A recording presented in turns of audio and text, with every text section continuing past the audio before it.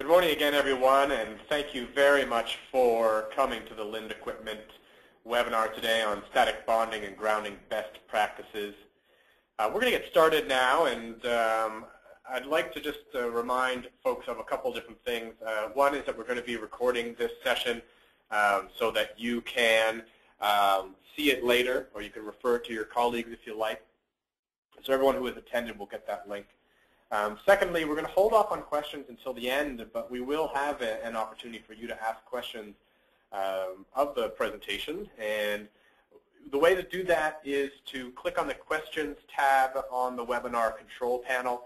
Once you do that, you'll be able to enter in whatever question you like, and we will address them at the end. So what are we going to do today? So I've got half an hour of your time, and what we'd like to do is talk about static bonding and grounding best practices. I'll give you a quick introduction. We'll talk about the basics and the background of static electricity and why it matters, an overview of what static bonding and grounding is, and then we'll get into the best practices both of the equipment that should be used and the best practices surrounding procedures that should be done as well. And then, as I mentioned, we'll take some time to answer some of the questions you have. One thing I'd like to highlight up front here is that static bonding and grounding, while we can talk about some of the best practices and the overview of how to do this, you know, at the end of this presentation, you may have still questions about your specific application, in which case we'd be happy to work with you to answer those questions. Everyone that's here on the call today was referred by one of our distributors, and so we're happy to work with that distributor and work with you to answer all your questions and to provide any insights you may need into making sure that you're doing static bonding and grounding safely and correctly. So what will you learn at the end of this session? Well, our goal is at the end of this presentation, at the end of the half hour, you're going to have a thorough understanding of what static electricity is and what static bonding and grounding is. We're going to give you the knowledge to identify when to implement static bonding and grounding. We're going to give you the knowledge of which equipment is appropriate to use. This is the best practices for equipment part. And we're going to give you an understanding of the best practices for what procedures need to be used as well when you're grounding static. So let me start by telling you a little bit about us. Lind Equipment, we're a manufacturer. We've got over 60 years of experience providing portable electrical equipment for the toughest workplaces. Our portable lighting, portable power, electrical safety products, and of course what you're interested in, our static grounding products, are used in heavy industries throughout the world, including militaries, oil and gas, chemical, construction, you name it. It's heavy duty, we've been there. And we are the experts on static grounding. We have several industry publications to our name. The ones at the bottom of the screen are some examples that we did in 2013. And we're often sought out as experts on helping companies with their static bonding and grounding applications. So let's get right into it. What is static electricity? I think everybody on this call will have experienced what we see in the video here, which is you shuffle your feet along the carpet and you touch a doorknob and get a spark. That's static electricity. That's a static discharge event. Well, how does that happen? Going back to our high school science classes, we may remember that all objects in general are electrically neutral. You've got the same amount of protons and electrons, and they balance each other out, so you don't have a positive or a negative charge. Well, what static electricity is it's an imbalance of those protons and electrons, such that you actually do end up, an object ends up with either a positive or a negative charge. And this happens when two different substances move against each other. In this video, for example, that's your feet and the carpet, two different substances. One of those substances will give off electrons to the other, leaving them both no longer electrically neutral. And as we know, that charge is going to want to get back to a neutral state. It's not going to want to stay positive or negative forever. And that static discharge event you experience when you touch a doorknob is that imbalance being corrected. Electricity is arcing through the air, and electrons are moving from one object to another to bring the charge back to balance again. Okay, so why does this matter? Obviously, you folks are here on the call because you recognize that static electricity matters in your operation.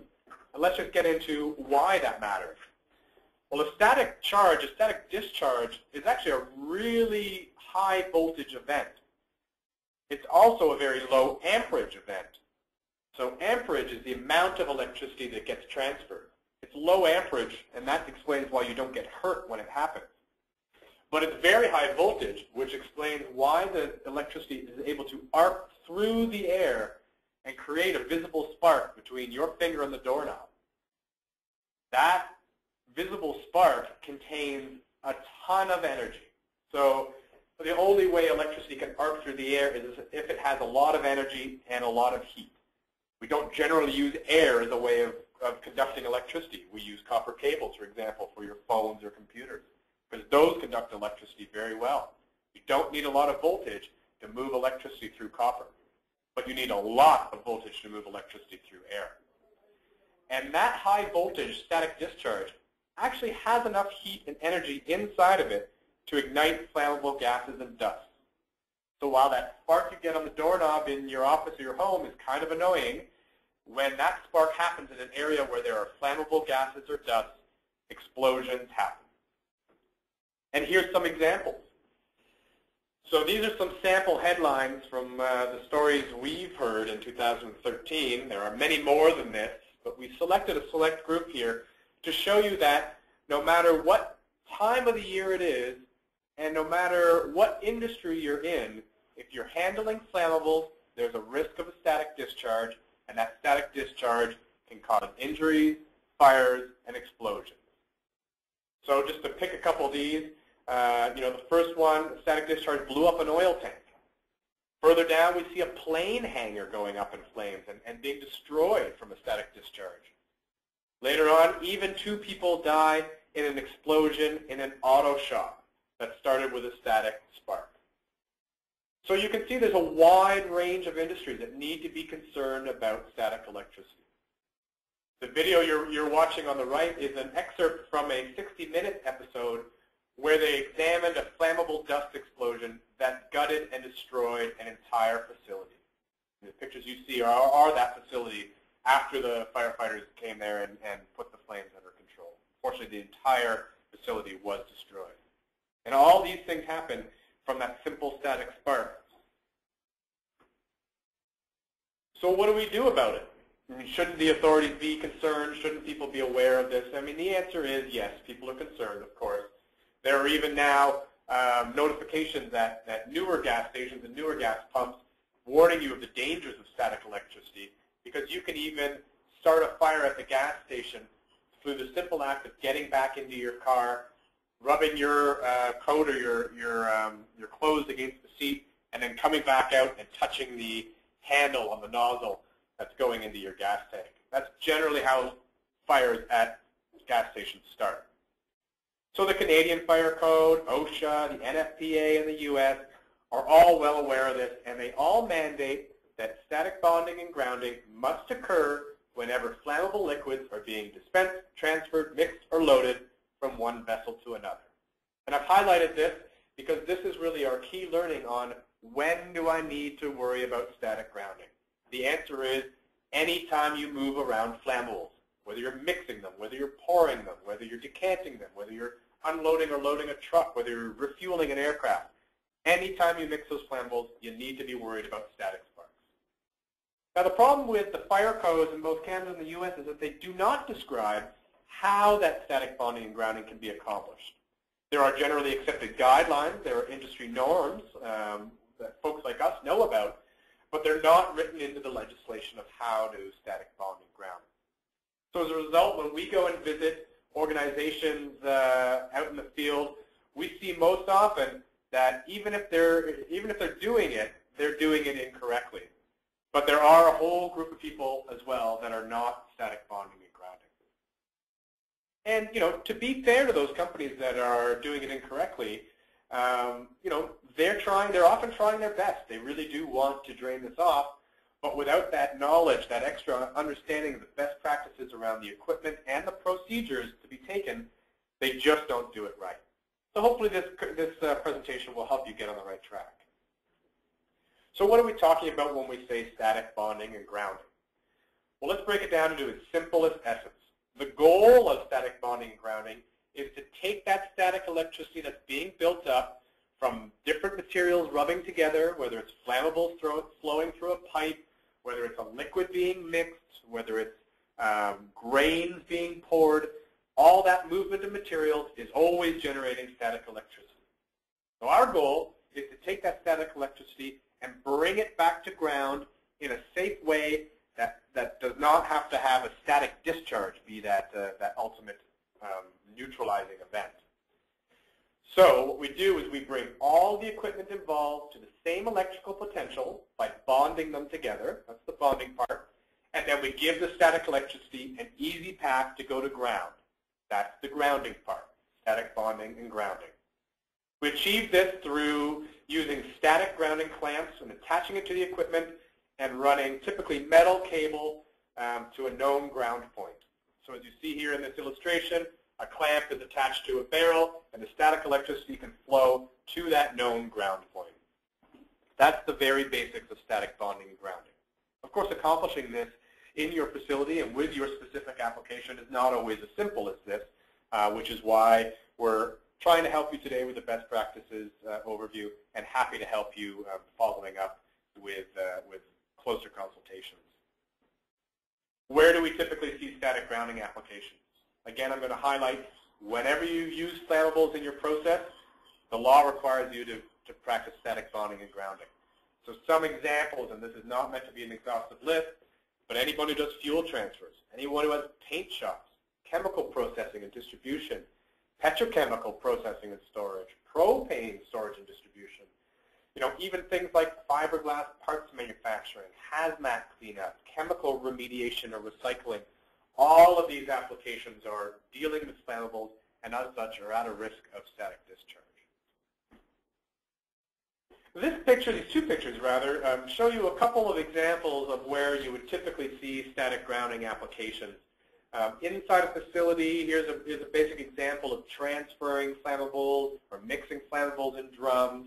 And we highlight in blue the different areas where equipment should be to do proper static bonding and grounding. Grounding clamps, grounding strap to go to a known ground point, a monitoring system to check that you're doing the static grounding correctly. All of these are critical pieces, and we'll get into what those look like in a little later in the presentation. Outside the facility, a bulk loading or unloading bay. In this case, it's a train, but it could be a truck of some kind as well. You want to make sure that's connected to ground and have a monitoring system to ensure that you're doing it correctly. Here we show it being connected to a ground rod, for example.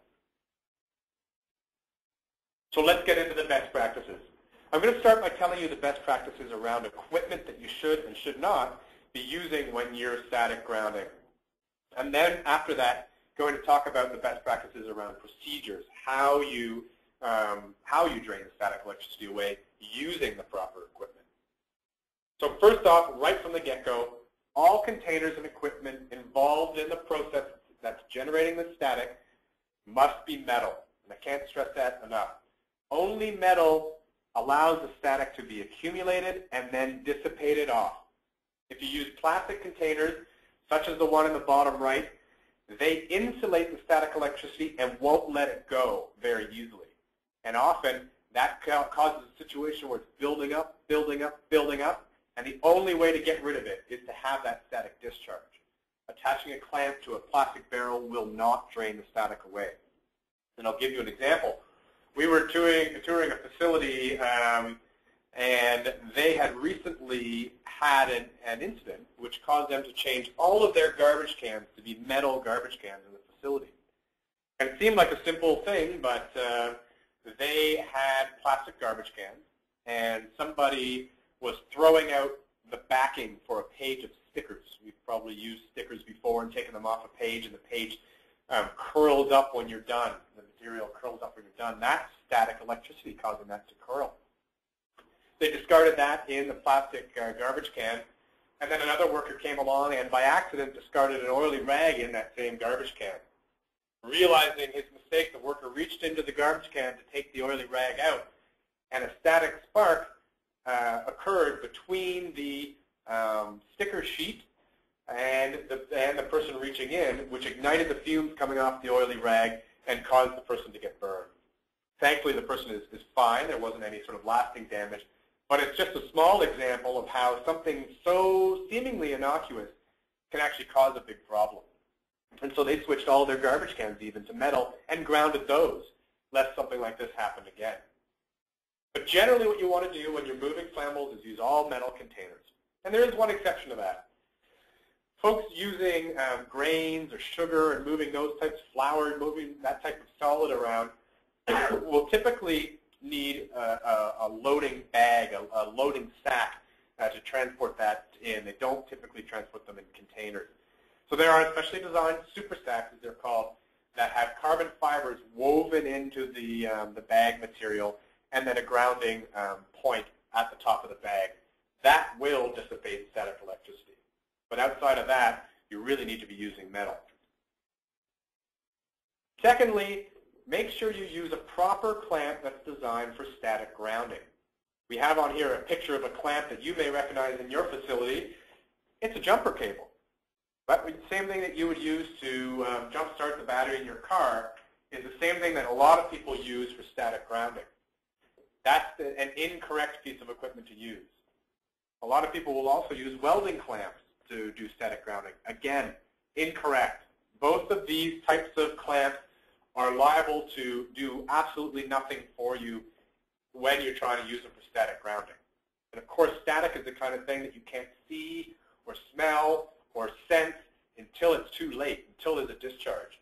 And so we've seen people for years using things like welding clamps or jumper cables and think that they're doing the right thing because they've never had an accident. Well, it turns out an accident can happen even after doing the wrong thing for many years. And using welding clamps and jumper cables are an accident waiting to happen. And here's why. They're not designed to be static grounding clamps. A good, proper static grounding clamp has a very, very strong spring and very hard, very sharp points at the end of the clamp. And those two working in conjunction penetrate through paint, rust, dirt, whatever you have on that container to make a good metal-to-metal connection. The strong spring helps to push the points through the substrate or through the covering to the metal substrate, but it also helps to hold the clamp in place while the operation is taking place. You don't want your static grounding clamp to come off partway through a fuel transfer or partway through mixing flammable chemicals. Jumper cables and welding clamps, for different reasons, do not have all of these things. Jumper cables do tend to have sharp teeth, but they tend to have very weak springs. Welding clamps tend to have very strong springs, but no teeth at all. And so using these things will not assure you of having a good metal-to-metal connection. Use clamps that are properly designed for static grounding. I'll show you some examples of those later on. Lastly, in equipment, many people use copper electrical cable to drain static electricity off from the clamp to the ground point. This will work. So I'm not saying that copper cable will not work, but there are inherent problems with copper cable that metal cable, for example, which we always recommend you should use, doesn't have. So copper tends to be a very delicate and weak substance. You've at some point in time, I'm sure, come across an extension cord or some sort of electrical cord where the copper inside has become frayed from use over time. Well, if you have that happen in an application where you are relying on that connection at all times, you may not see where it's frayed. It may be beneath the insulation in the electrical cable. And as such, you might as well be doing nothing because that ground connection is broken. Also, copper tends to be inexpensive, and when it's in electrical wire format, a heavy way of transporting current from one place to another. What we recommend people use are galvanized or stainless steel wire, a cable, 3/32 or 1/8 or some common sizes, that are less expensive and more durable and very easy to transport when compared to copper cable. And they do the job just fine. So static electricity flows at about 10 ohms of resistance or less. And I can tell you about the science if you want more details later on. But 10 ohms or less is what you're looking for as an industry standard. Metal cables get much lower than 10 ohms, which is completely acceptable. And so they work just fine to drain static electricity. The other advantage of using metal cables is that you can coat them in either sort of a high visibility coating to avoid tripping hazards, or even some specialty coating that are designed to resist chemicals and UV and that type of thing. Let's move on to procedures now. The first best practice in terms of procedures is to bond together all the equipment that's involved in transferring flammables. Bonding them together simply means creating that electrical connection using static grounded clamps and cables to connect them all together. So here you see in this picture 3 drums that are connected together using clamps and wire. What that does is it brings them all to the same electrical potential. 2 items of the same electrical potential will not create a static spark between them. But the problem with only bonding and not taking our next step, which is to ground, is that it's not nearly enough in terms of assurance of safety. While the drums may not have the ability to cause a spark between them because they're at the same potential, if I introduce some sort of third party, a different object, or me as an operator perhaps, I could have a different potential than those barrels are at, and I could be the source for a static discharge. So we need to take the next step, which is to ground all of the equipment that's bonded together to make sure that that static potential is reduced to 0. So ground, of course, the earth, has an unlimited ability to either give up or receive electrons from equipment. And so by bonding it all together, all the equipment together, and then taking that bonded equipment and putting it to ground, the electrical potential will be back to neutral, and there will not be a chance of having a static discharge. And what we say is that you always must bring your static grounding cables and the equipment you're grounding to a known and verified ground point. So what do we mean by that?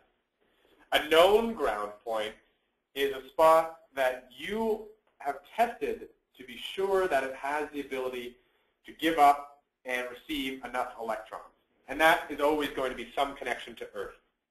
We see in different facilities that some people assume that a large piece of structural steel or maybe a large piece of metal machinery will be able to absorb many electrons or give up many electrons to bring the static grounding equipment to neutral. The reality is we cannot be sure that that's the case. We cannot know for sure that that beam in your facility or that piece of machinery is going to have enough electrons. The only thing we can know for sure is that ground is good enough. Only ground is good enough. So ideally what you'd have is you'd have a grounding grid maybe built under your facility when the building was created, or you might run a ground rod into the ground outside your facility and then run wire inside your facility to attach your static grounding clamps to, and then the static electricity can flow through that wire into the ground rod and into the ground. When you install something like a grounding rod, have your electrician use a device like a megger to prove that there's a good ground there. And that's what we mean by verify. You verify that just because, I put this rod into the ground, but I also verify that it's in the right kind of soil, in deep enough, et cetera, to create that ground. And lastly, in terms of procedures, you should always be monitoring your bonding and grounding connections to ensure that they're draining static properly. So if you attach a clamp, coming back to the tenet we described before, you can't sense static electricity with your eyes, your ears, with your hands, until it's too late. So you could take a perfectly good static grounding clamp and you could attach it to a truck, or you could attach it to a barrel and then attach the other side to your ground point. But there could be something wrong with that assembly. Maybe you didn't maintain it correctly and sharpen the points. Maybe the spring is worn out over time. maybe the connection is broken somewhere that you can't see between the clamp and the grounding point. You will not know for sure unless you have a monitoring system of some type. And the video is showing an example of that. Monitoring system on the wall, that blue box, flashes a red light when the operator first attaches it to the drum because he has not penetrated the paint to get a good connection. Upon putting it in a different spot, the red light goes off, assuring the operator that he has a good connection and can start to transfer the flammables or do the operation that he's looking to do. This monitoring device will work all the time consistently to assure you, the operator, that you have a good connection to the known ground point and that you're able to drain the static electricity. So those are some of the best practices in both equipment and in procedures that we wanted to share with you today. Showing here now some of our static bonding and grounding products so you can get a sense for the physicality of what we're discussing here. In the upper left, these are clamps that are meant to be used for static grounding. They're designed specifically for that. You can see there's sharp teeth on there on both these clamps. What you can't see, of course, is that there's a really strong spring in these clamps as well. And they're designed in different sizes, the one on the left for trucks, the one on the right for barrels or drums. And then, as you can see on the right, different assemblies and reels that are used to keep the cable manageable and accessible for use when you need it. A coiled cable at the bottom or a cord reel at the top. And you can also see an example of some of the high visibility cable coating that you can put on metal cable. And in the bottom left, you see the static monitoring systems. One on the left, the picture on the left is a portable one, which is battery operated. It can be brought anywhere. Can be used inside a facility, outside, can be stored in a truck for use at any point in time. And the one on the right is a fixed system, which is typically found at bulk loading and unloading bays and can be wired in to help control the pump so that your pump cannot turn on to move the flammables until you have a good static ground. So I'm hoping this has been helpful to you. In half an hour, obviously, we have a lot of material to cover. But what we wanted to do, again, was lay out for you some of the best practices in equipment and procedures that correct the most common mistakes that we see when we go out in the field and work with people. What I'd like to do now is open it up to any questions that you may have. Again, you can type your question by using the Questions tab on the webinar control panel. It's got some questions coming up already. Feel free to ask more. I'll answer as many as I can here within the time limit, and then I assure you that any questions that haven't been answered, we will follow up with you personally to answer them. And if you do have any questions that we have not answered throughout this presentation, reach out to us. The contact information is right there, both my name, certainly our phone numbers and email addresses as well, and we'd be happy to work with you in conjunction with your distributor to make sure that your questions are answered that relate to your specific static bonding and grounding application. So the first question I'll answer here is someone's asking about portable monitoring systems. They mentioned that they've seen the fixed systems at bulk unloading bays, but have not seen a portable system before. It is a new piece of equipment, it's a new technology that's in the market now. Portable systems are designed to be a less expensive and more versatile way of monitoring the ground, monitoring your static connection when you can't physically have a fixed unit. So the fixed unit, it's hard to tell in the picture, but it's actually a pretty big unit. It's an explosion-proof box. It requires attachment to power, things that you can't have always inside a facility at your mixing stations or with a truck that goes to remote locations. So portable systems are battery operated. They're intrinsically safe. They can go anywhere in any hazardous location. And what they're able to do is be moved around as necessary to any of the areas that you might be dealing with. So people are using them, again, as I say, in sort of mixing operations because they can be moved around the facility very easily, and we see people using them in trucking situations as well. Next question is about flammable liquid transfers in a warehouse. Asking if there's a way to verify that a piece of structural steel does provide sufficient grounding. So, you know, we had talked before about attaching grounding points to structural steel beams and sort of the assumption that they must be driven into the ground and provide a good ground source. The only way to really be sure that that is a safe path is to verify that that structural steel does, in essence, go into ground and dissipate to the ground itself. And what you use to do that is you'd get an electrician in and ask them to use a device called a megger. That's a brand name, but there is, you know, that's the most popular. To use a device called a megger to verify that there is a path for the structural steel into ground. What they do is they will attach electrodes to both the piece of steel or your ground rod, whatever you're doing it to, and then they will attach electrodes into the ground itself, into the earth itself, and measure the resistance between the signals that are sent through there. That's the only way you'll be able to tell if that piece of steel does go into ground, and that's something an electrician can do for you.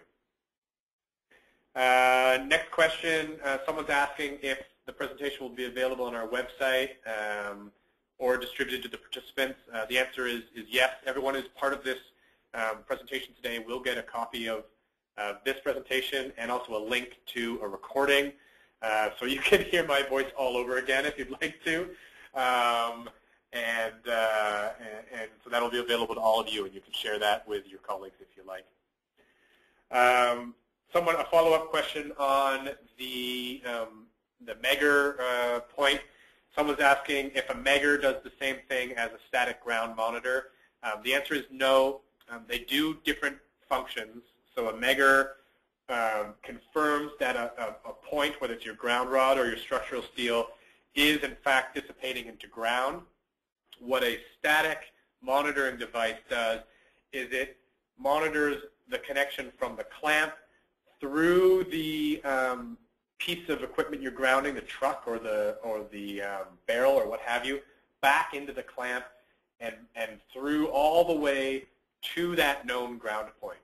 So a megger tells you if that known ground point is dissipating, is got enough ground to dissipate static.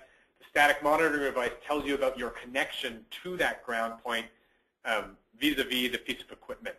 So if there's something wrong with grounding a piece of equipment, the connection or the cable, your static monitoring device will warn you of that. If there's something wrong in the way that your ground rod or structural steel has been driven into the ground, a megger test will do that. So there's two different things that you need to do. I'll take one more question, and then there are a couple that I haven't gotten to, but I will follow up personally, as I mentioned. Someone's asking, how do you prevent a spark while making that connection to ground? And this is a great question. So, you know, if you have a piece of equipment that's not electrically neutral, and you bring over your grounding clamp that has that connection to ground, and you go and connect it, you're actually providing a great opportunity for that static electricity to arc to the clamp and go to ground. That's for sure. So what you need to do to make sure that that doesn't happen is you need to make sure that none of the I'll phrase it a little bit differently, that the very first step you take is to ground your bond and ground all of your equipment before you do anything else, before you open the lid on something containing flammables, before you start the flow of flammable material, before you start mixing, before you expose those flammables to the air. You should put on your grounding clamp and bond the equipment together and connect it to ground as well. That way, if there does happen to be a spark, which by the way is less likely because you haven't started any of the transfer that would generate the static electricity, but if there does happen to be a spark, there will be nothing in the air to ignite because you've closed up all of the flammable materials.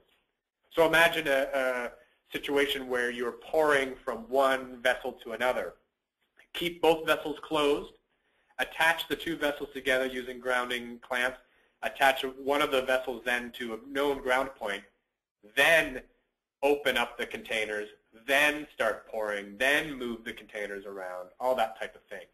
So the best way to control the dangers there is to static ground first, then start your processes second. And believe me, this is not by any means a dumb question. We've seen this happen in industry. We've been witness to folks starting transfers and then putting the static grounding equipment on. And I can't stress strongly enough how important that is to start with the static ground and then do your process after. So thank you for asking that question. We've gone over time right now, and I want to be respectful of your time. So I just want to finish by saying thank you very much for being part of this webinar.